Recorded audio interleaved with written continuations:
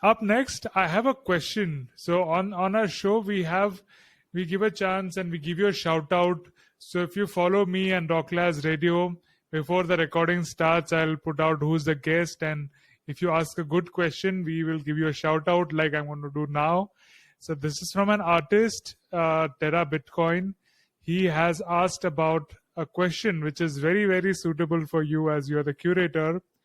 Terra Bitcoin asks, how do Objkt.com select what to highlight on homepage? Like discovery, like discover now, daily curation, open editions, auctions. What is it? How do they select what to highlight?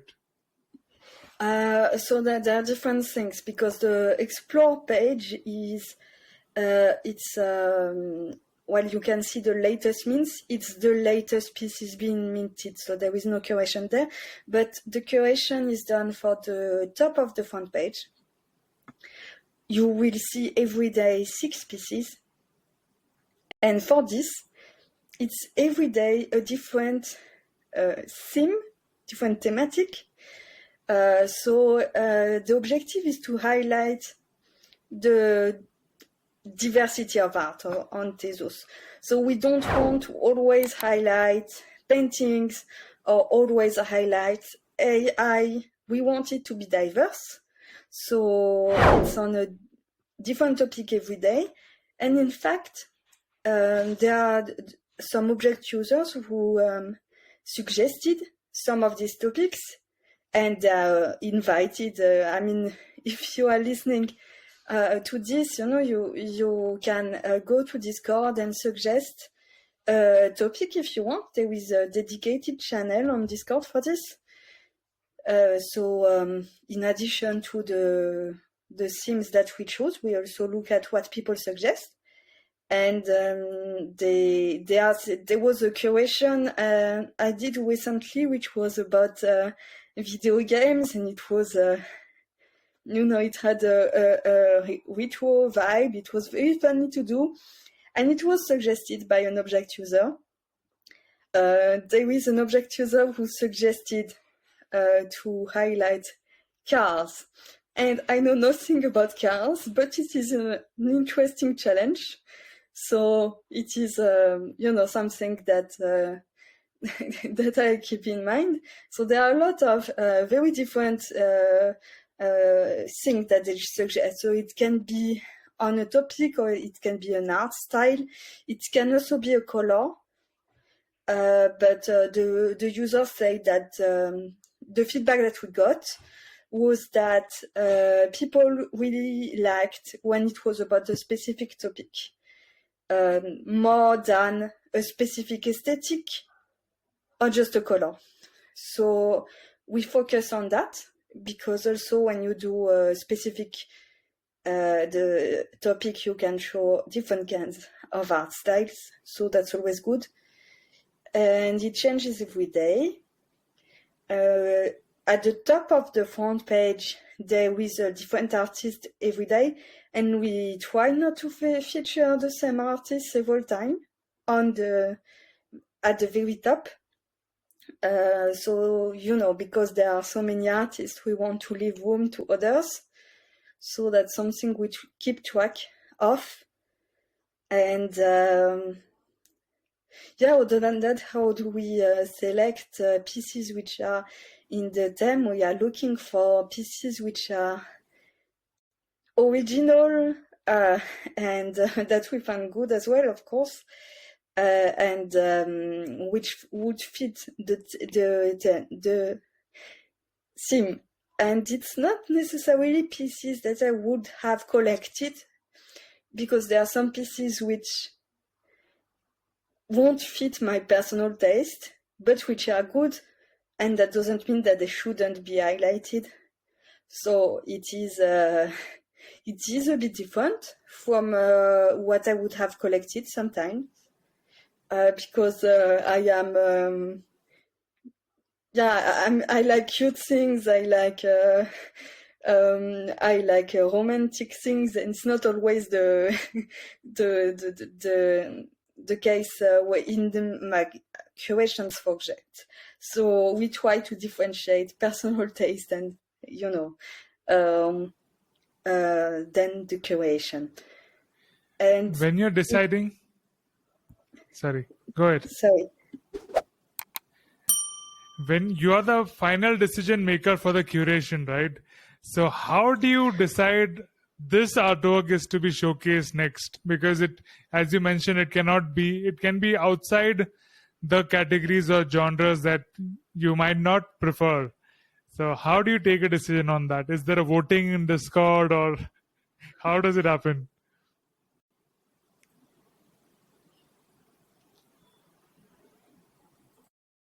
Your mic is mute. Okay, sorry. So there is no vote on the Discord, but now that we are two curators, I am saying that there is this artist that I would like to feature, and then discussing with the other curator about this. Yes, it's not in the format of a vote, but we discuss. And then for the artists that we want to feature, it's about are the pieces that the artist produce different from what you would usually see? Is it original? Is there something? Well, it's hard to describe with English, but you can say it in French. We can use the translator and subtitles in YouTube to understand. Go ahead, speak in French. No, it's fine. But does this piece have something which distinguishes the piece from other pieces around the same thematic, which would have been minted? Also, if it's a particular art style, I also sometimes discuss with artists who are the specialists in that area, and then it's about the curation and the theme. Do you do a background check if this is original? I mean, if this is a spam account or it's actually yes, it's actually taking a lot of time. It's taking a lot of time to do, and I need to do that with all artists, and it's very time consuming. And how do you do that? Because many of them don't have their social accounts linked with it. How do you verify if it is authentic artist or not? I have many steps, but I don't want to describe them because the scammers are trying to know what our steps are in order to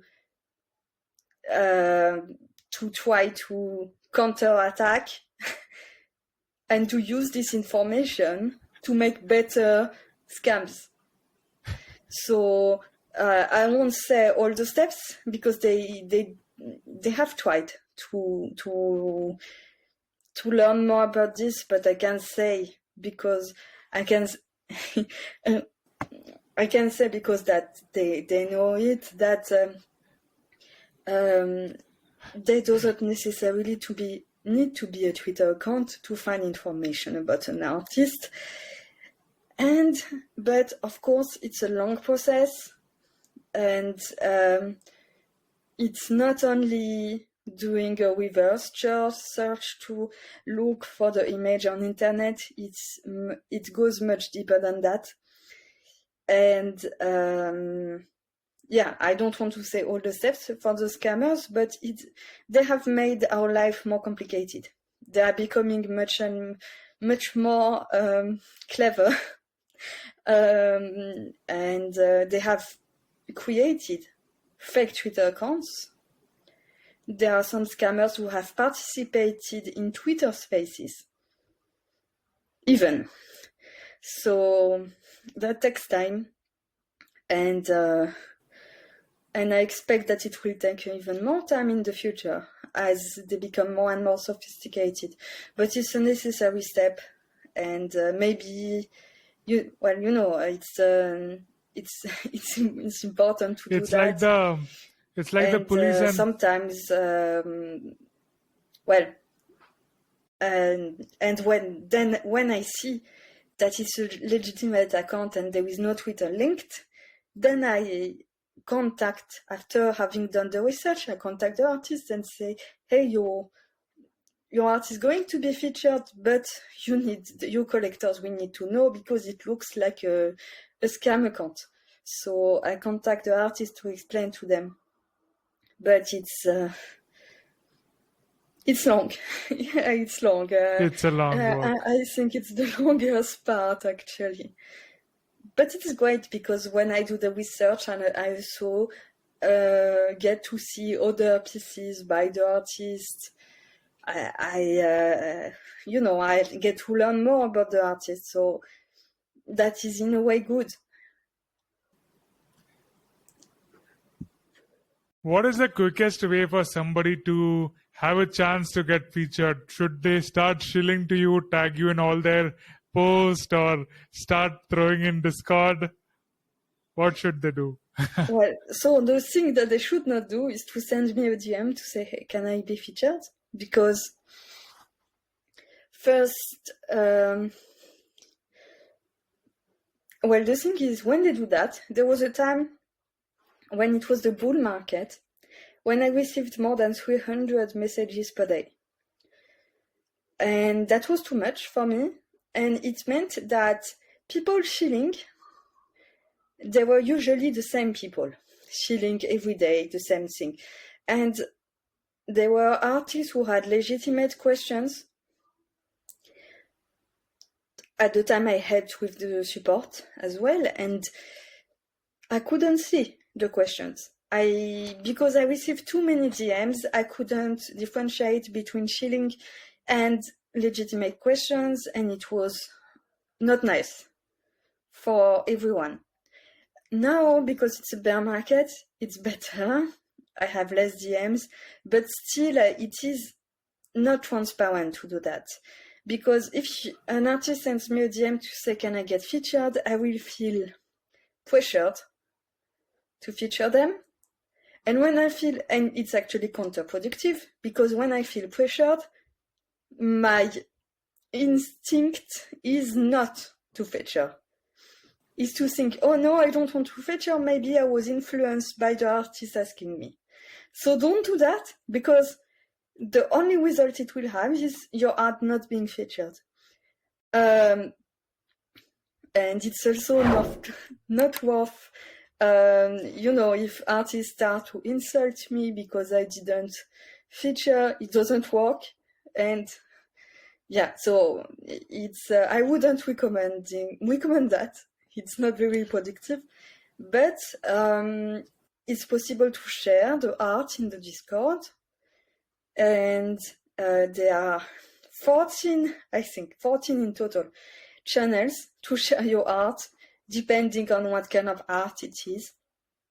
And that is transparent. Everyone can see it. And you only need to post a link, because I didn't want the artist to have to send a whole paragraph to say something, because there are some artists who don't speak English, so they can just post the link to the piece and that's all. But that is only to make sure that, I saw the piece, because I consider that even if a piece is not posted anywhere, as long as it's minted, it can be featured. And especially since I know that there are some artists who don't use social media, who don't use Discord, I don't see why they should be excluded. And so by default, the moment that you mint a piece on Objkt, it is a candidate for, it is possible to get featured, even if you never interacted with me. And I saw that with some Chinese artists and Taiwanese artists who don't use maybe Twitter so often, or they use other social media. So for me, it's they shouldn't be excluded from the curation. They should have the right as much as everyone. And how do I find the pieces? I look at the pieces. Every day I look at the pieces minted on Objkt. And you can guess that it takes a lot of time. It does. And but I look at the pieces. There was a time when I wasn't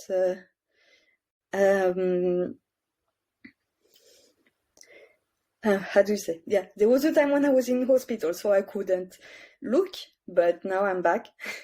So I can look at the pieces, and there is the Discord if you're really afraid that I didn't see your piece. But also the fact that an artist hasn't been featured yet doesn't mean that I think that the art is bad. Because there are some artists who are among my favorite artists, and they haven't been featured yet. Because there are so many artists, so many good artists, it's and there is one curation per day with 6 pieces. So of course not everyone can be featured, and that doesn't mean that it won't be featured in the future. So it's always complicated. And Thank you for giving us a brief and detailed insights on the process of how the curation happens. And it is very positive that there's a chance for everybody, even if you have just minted, it is being seen.